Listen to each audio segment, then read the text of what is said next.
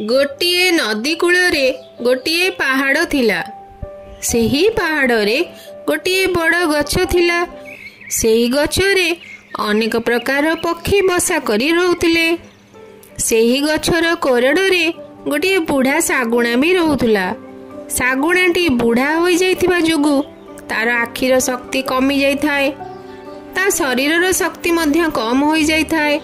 से बेसी दूर उड़ी पारु न थाए किंबा निज पाई खाद्य खोजी पारु न थाए।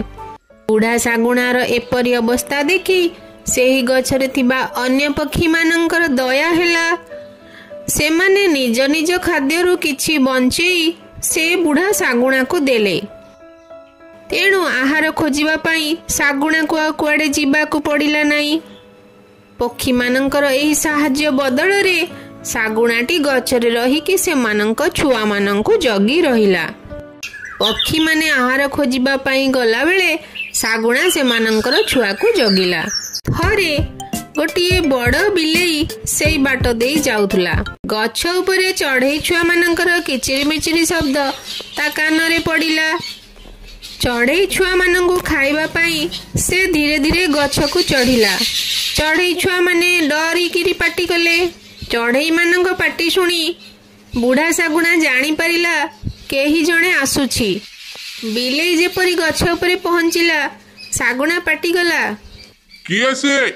हठात कोरड भितरु एते बड़ सागुणाटे बाहरी आसीबा देखि बिलेई भीषण डरी गला। से जानी नथिला सागुणार आखि को भल भावे देखा जाउ नाही। तेणु से भाबिला, अरे एई बुढ़ा सागुणाटा कोठु आसिला? एबे मु कोन करिबि जे? बुढ़ा सागुणा को जेन तेन प्रकार मिठा मिठा कथा कहिकी लोभेइबाकू पड़िबो। एमिति भाबी से बिलेई सागुणा को कहिला, आज्ञा सागुणा महाशय, मोर प्रणाम ग्रहण करंतु। तू किए? मु गोटिए बिलेई। दूर ह नहेले एक क्षणांक मो हातरे मरिबू। प्रथमे मो कथा तो टिके सुनंतु, तापरे आपण जदि मते मारिबाकू चाहंती तेबे मरिबाकू मोर दुख नाही। बिलेईर एपरी कौळ कथारे सागुणार राग टिके कमिगला। से पचारिला, ठीक अछि, कह कोन पई आसीछु? बिलेई कहिला, मु बहुत दिन ए नदी कूଳରେ रहुछि। गछरे थिबा पक्षी माने सब बेले आपणकर प्रशंसा करंती जे आपण बहुत धर्म कार्य करंती आ समस्तंकर विश्वासर पात्र बोली चढ़ई माने मते कहंती। तेणु आपणक परि शास्त्र ज्ञानी पंडितंग ठारू किछि धर्म तो मु शुणिबी मोर भारी इच्छा हला। से आशारे मु एठिके आसीथिली। आपण तो घर को आसीथिबा अतिथि को हत्या करबा को बसिछंती। बिलेई माने मांस प्रिय। ए गछरे छोट छोट पक्षी छुआ रहुछंती, सेति पई मु तुम ऊपर संदेह कली। छी छी, केते पाप कथा मो कानरे पड़िला। मु एते धर्मशास्त्र पढ़िछि, व्रत करूछि, मु शेषरे मांस खाइबी, पुणी ए कुनी कुनी छुआंकर। बिलेई मुआरु ए सब तत्व कथा शुणी सागुणा भाबिला प्रकृତରେ बिलेईटी भारी धर्मात्मा। सागुणा सहित बिलेई आनंदरे गछ कोरडरे रहिला। से मिछि मिछिका अभिनय करी सागुणा सहित धर्मशास्त्र आलोचना करे।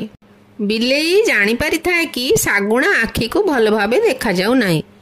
एई मौकार सुजोगरे बिलेई गछरु पक्षी छुआ गुड़िक मारिकी आनी सेही कोरडरे खाइबाकू लागिला।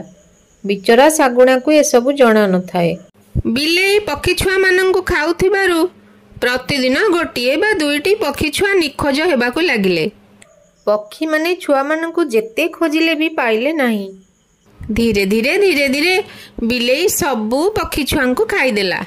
चढ़ई माने भाबिले निश्चय तो केही जणे आम छुआ मानंकु खाउची। दिने से माने समस्ते एकाठी होई गछर अंधी संधी डाଳ शाखा खोजिबारे लागिले। जेमती बिलेई एक कथा जानिला सिए डिया मारी सेठारु पळाई गला। खोजी खोजी चढ़ई माने आसी सागुणार कोरडरे पहुंचिले। कोरड भितर देखिले गोटिए कोणरे तांको छुआ मानंकर कुढ़ कुढ़ हाड़ गदा होईची। आ गोटिए कोणरे बुढ़ा सागुणा सोईची। बुढ़ा सागुणा तांको पिला मानंकु मारी खाई देइची बोली चढ़ई माने भाबिले। तापरे सबु चढ़ई एकाथरे बुढ़ा सागुणा ऊपर को झांपी पड़िले। सागुणाटी किछि बुझिबा पूर्वरु छटपट होई तार जीवन चलीगला। ଏହି ଗପରୁ ଶିକ୍ଷା ମିଳିଲା କି ଅନ୍ଧ ଭାବରେ ଅଜଣା ଲୋକଙ୍କ ଉପରେ ବିଶ୍ୱାସ କରିବା ଠିକ୍ ନୁହେଁ।